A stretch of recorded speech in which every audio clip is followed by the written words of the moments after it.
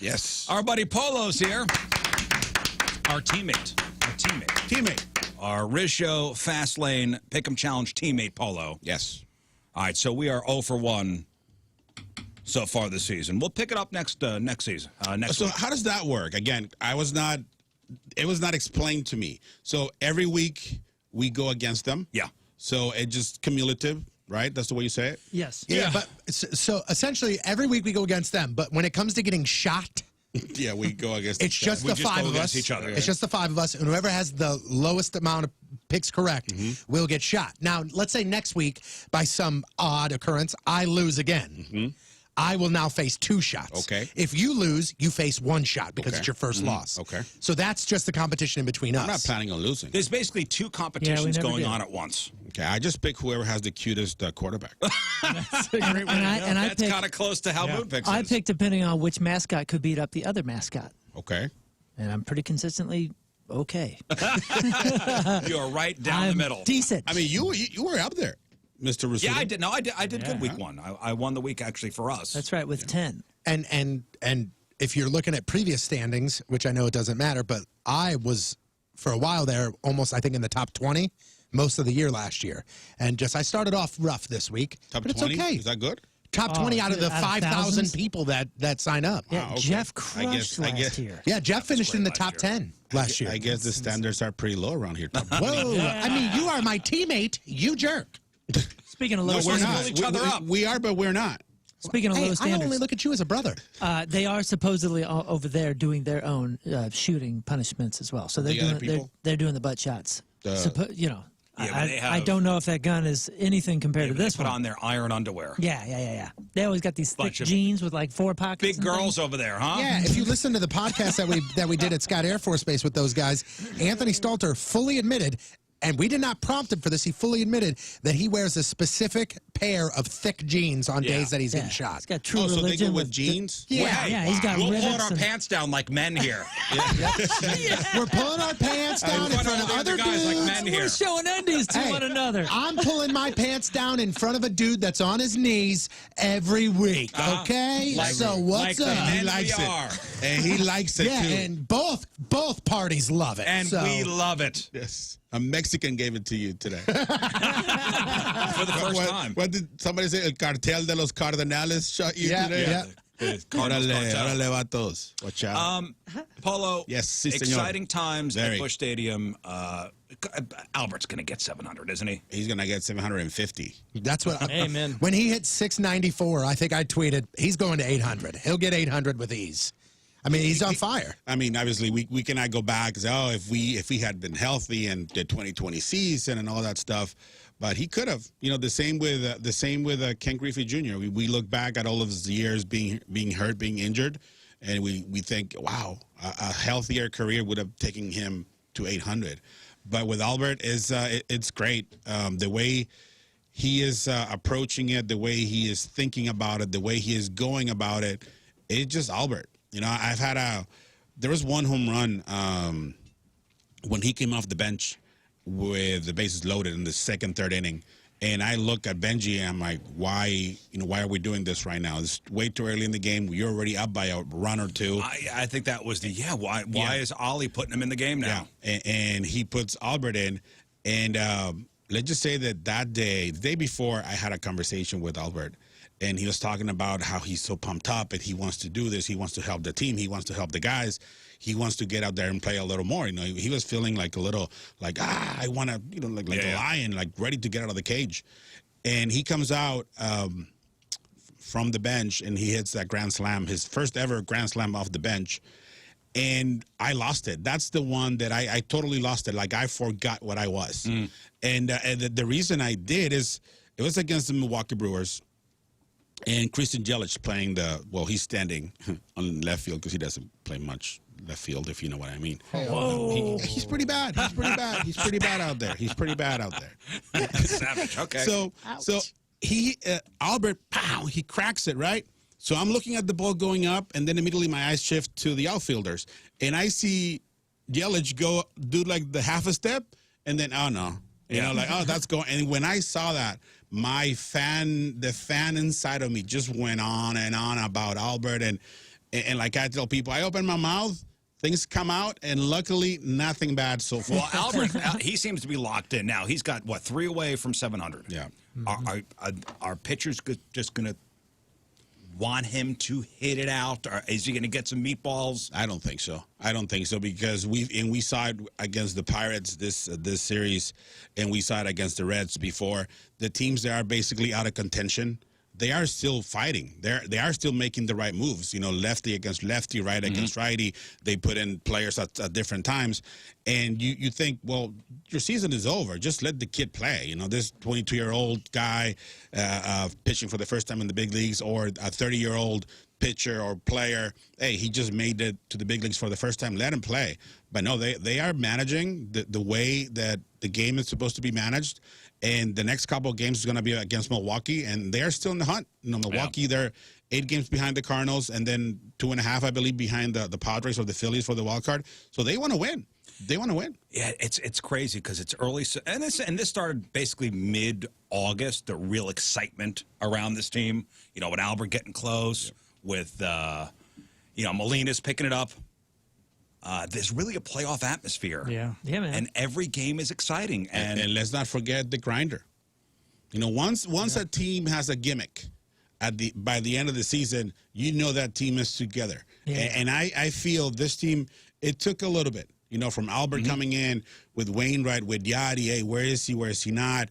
The young players coming in, trying to be part of the team, the revolving door from Memphis to the big club, you know, 10, 11, 12, 13 guys coming up and down all year. So it takes a while to mesh. And I think this team is completely meshed right now, if that's the right way to say it. Oliver Marmol is doing a great job as a manager, helped by Skip Schumacher, that another guy that we all know in St. Louis. And this team is ready to go. This team is ready to go. And they got the pepper grinder, dude. Yeah, they got the pepper grinder going. That's a big thing. Listen, and some of your calls over the past couple of weeks have just been incredible. Thank you. And I don't even know what the hell you're saying, but I'm right there with you. I know everything you're saying. I'm right there with you with the excitement. Chilaquiles. This is one of my favorites over the past couple of weeks. Tommy Edman and his walk-off hit. Oh, yeah. Here's Polo. El lanzamiento para Edman, batazo elevado a jardín izquierdo. Alex Cobb para atrás, Alex va para acá y la pelota cae. Viene O'Neill con el empate. Viene de Lucio atrás y ganaron los Cardenales. Ganaron los Cardenales. 6-5. El héroe se llama Tommy, se apellida Edman, es de San Diego, California, pero hoy San Luis lo ama. ¿Por qué? Porque suenan los cohetes. I thought you were going to pass out there for a second. I thought so too. You know, and it's and you guys, you know, we always have to be on our toes, right? Yeah. Like ready to say whatever, ready to talk about something. And at that moment there, if you don't understand what I said, and I don't expect, with all due respect, for you guys to understand everything I said, what came up to me is Tommy is so proud of where he's from, right? He's from San Diego, California. He wears number 19 in honor of Tony Gwynn, you know, the greatest Padre ever. And so he hits, he's so happy. And what came out, he said, here, his name is Tommy. His last name is Edman. He was born and raised in San Diego, but tonight he is St. Louis' favorite son. The Cardinals win, the Cardinals win. When I go back and look at that and listen to that, I'm like, how? You know, like, I don't know if it ever happens to you guys that, why did I say that? Yeah. Where did that came from? Like you're listening to a different person. Yes. Wow. And it's been, you know, every season, every home run, every play is different. And I understand that, you know, they usually post the winning hits or the home runs, but there's other plays that I'm like, how, why, where did that came from? I mean, I'm not pretending that I don't know where this comes from, but I don't. I'm happy. This is your fandom coming out. This is showing you are not just a broadcaster with a job to do. You are a fan of this team. Yeah, and you're a fan of what's going on. I learned to love this team from the very first day, and I think I mentioned this before. Born and raised in Tijuana, Mexico, born into a San Diego Padre household. Turned into a Dodger fan because of Fernando Valenzuela in 1981. Then after years and years, I come to St. Louis. And the day I stepped foot on Busch Stadium, when the players were there, and every single one of them embraced me and welcomed me to their family, even though I thought we were only going to do. I thought the plan was to do 2 games, and it's almost 7 years ago at the end of September. And that was the plan from the Cardinals, right? But in my head, I'm like, okay, I'm gonna do 2. And I always use this reference, like when you go to Costco and they give you a little sample of something, and you like it, you want the whole box, and then you go home. What am I gonna do with 17 gallons of mayonnaise? Right? It's gonna go bad. And that's basically the way I approach them. Like, I'm gonna give them a little taste, right? Hopefully something big happens, and they buy the whole gallon. Yeah. And they did. We came back 17, and we're here doing 81 home games now. And then at the end of the season, we're doing the 3 road games in Pittsburgh because, in reality, those are the 3 last games of Yadier Molina as the Cardinal. The playoffs don't really count. I mean, obviously they do count, but for statistics and all that, they don't really count. Well, speaking of Yadi, a couple games ago, he had 2 home runs. He did. Yeah. Out of nowhere. Out of nowhere. And you're sitting with his brother in the booth. Yeah. And here's Polo's call of Yadi's 2nd home run of that game. ¡Vamos! Profundo, jardín izquierdo, la pelota para atrás, y esa pelota, el día de los 3:24, se va a la historia. Capitán Molina, el 3º del año para él. No había duda, la duda era, ¿se quedaba adentro o se quedaba afuera? Se fue afuera, pero por el lado bueno, los Cardenales recuperan la ventaja. 3 carreras a 1. You're drowned out by the crowd there. That's amazing. I think our engineer lowered it a little. Speaking of, bumping up the audio, because he's like, these guys are going crazy, so I'm going to go down a little. Yeah. That was actually the first one, the first of 2 that day. Oh, that was the first one? And I don't know if you're going to play the second one, but it's if you have it. I got it. Okay, let's listen to the greatness of Polo Ascencio on 880 La Tremenda. Yes. La pelota va volando, y otro cuadrangular de Yadier Molina. No le bastó 1, esos son 2 en un día. Está doblando la marca que tenía en la campaña. Son 4 para el número 4, y el marcador se pone 4-4 en la entrada. Número 4, Yadier Molina, juégame con el 4 y mucho amor. Now, 4. A lot. 4. There. Yeah, I got he 4. He was 4 for 4. This is his first and his 2nd home run of the day. I caught some things. No. It was a 2nd home run of the day, doubling his total to 4 in the season. Ah, okay. I heard 4. 4 in the season. The score is 4-4 in the 4th inning. So another home run by number 4, right? Wow. So there's this old, and I'm pretty sure you saw him. His name was Walter Mercado. He used to come out on those shows, Primer Impacto and Ocurrió Así, like oh my God, news shows, newsletter shows, like edition something. Oh, Inside Edition. Inside Edition, Oh, things like that. right. So at the end of the show, they always have the horoscopes. Right? Yeah. And the guy who read the horoscopes is very popular all over the world. He was from Puerto Rico, Walter Mercado. And at the end of a segment, he always said, "Y mucho," like I bring you peace and lots of love, amor, right? So at that time, I'm like, okay, 4, like play number 4. If you buy Lotto, play number 4, and don't forget, Yadier, mucho amor. Again, I don't know where that came from. But it came from, and I got a lot of messages from people in Puerto Rico. Oh, my God, that's a Walter Mercado reference. I'm like, it is a Walter Mercado reference. One more Polo call. One more. Let's go. This is Albert's 695th. That's home the run. one I went nuts. I told you, dude. I said to him, I go, oh man, this Albert call. He goes, That's the Yelich one, I believe. This is 695. Hughes, batazo elevado, profundo, jardín izquierdo, la pelota se va, y esa pelota se convierte en historia, cuadrangular de Albert Pujols, otro más en el año, 6.95 en su carrera, los Cardenales se van arriba 2-0, escuche usted, el Busch Stadium se vuelve loco, 46,000 y pico de personas, así le agradecen a José Alberto, la máquina, Pujols. The machine? La Máquina. La Máquina. That's the one after the one that I mentioned before. But it just, to see, it's always fun when you're winning, right? Yeah. Mm-hmm. And the Cardinals are winning. And they're doing it in a way that nobody expected to. And what I mean is Albert Pujols is a big part of this team. We thought he was going to be part of the team, but not at the right moments. There was always talk of, could he maybe there's a possibility it could get exciting, and now it's exciting. It is exciting. It's every time. I was reading a stat.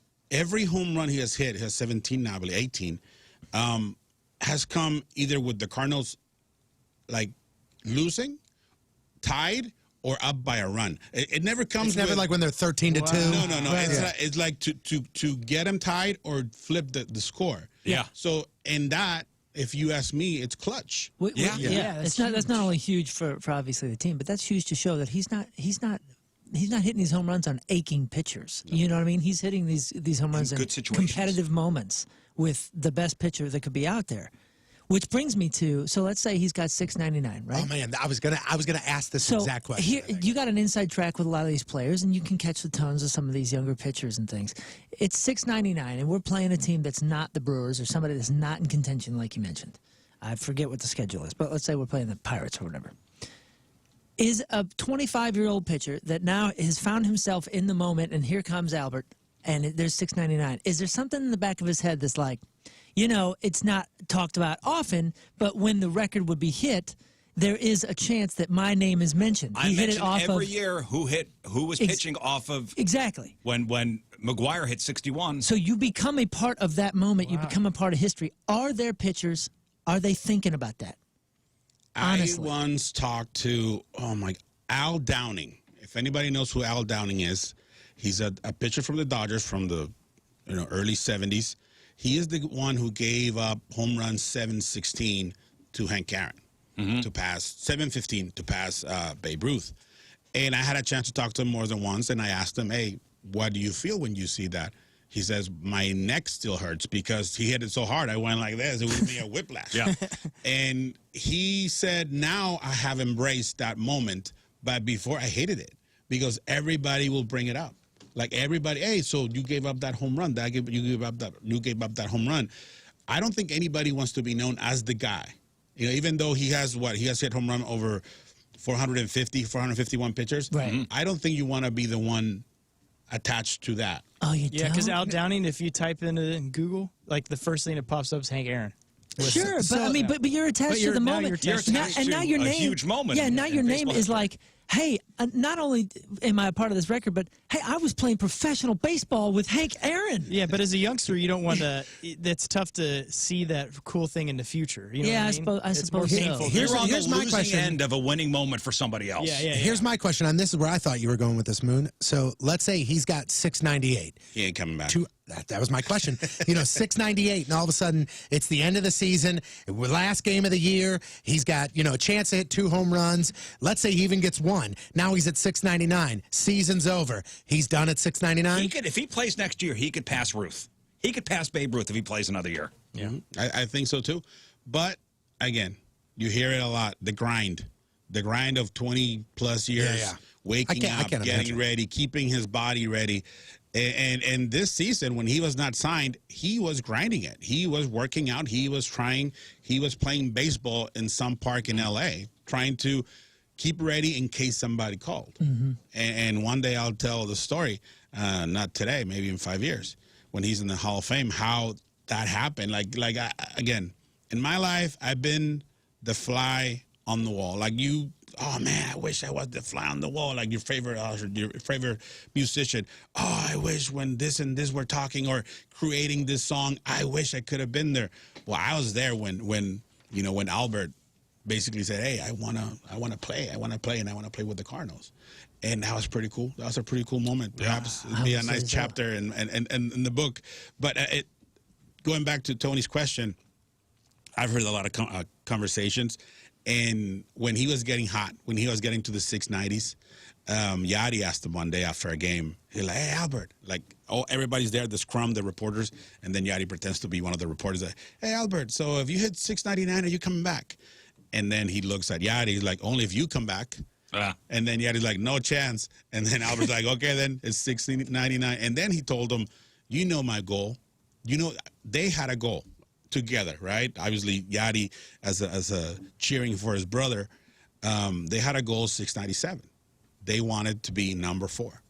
I mean, Oh, so imagine- that's why when they hit it and he went into the dugout, the two of them embraced and hugged and celebrated like they had just won the World Series. I mean, it was they a just wanted to pass it around. moment. They just wanted to be number 4. Hey, number 4, and now number 4, now number 4. Dang. So he went from 5 to 4. You know, selfish Polos. Yeah, I hope he comes back. I hope Yadi comes back, because I know if Yadi gets into it, he can come back. But you know, they are very happy, content with their rings, with their titles, with their Gold Gloves, with everything. You know, their careers, their legacy, and it's gonna be very special to see them walk away from the game as players. I do know. I want to think that they will be back with the Cardinals, and that's the part about Albert, right? With Yadi, we never had doubt because he never left. One way or the other, free agent or not, he always stayed here. He always got what he wanted, or he always got what he thought was fair to stay with the Cardinals. With Albert, you guys know the story better than I do. But for him to come back as a Cardinal, that means he's going to retire as a Cardinal, and the chances of him being around in St. Louis are a lot greater. Yeah. And not only around in St. Louis, in the city, in his house, but at the stadium, because he made peace with the Cardinals. They both made peace with each other, and he's now going to be a Cardinal forever. Yeah. So good. All right, Polo is here. We got to take a break. Yeah, go for it. We'll come back, and should we do a contest? I'm down. Let's give away some stuff. I'm down. All right, let's do... Not the hats, though. No, those hats for you. are ours. They're a special edition. We're going to play just the two of us with Polo, and Polo is going to play every round. Yeah, he's the constant. You are the constant, so you guys on the phone will get to pick a Rizz Show member, myself, Tony, Moon, or King Scott, to play with Polo. Tony's going to ask us 5 questions. You write our answers down. If we match 3 of the 5, you guys on the phone will win a prize.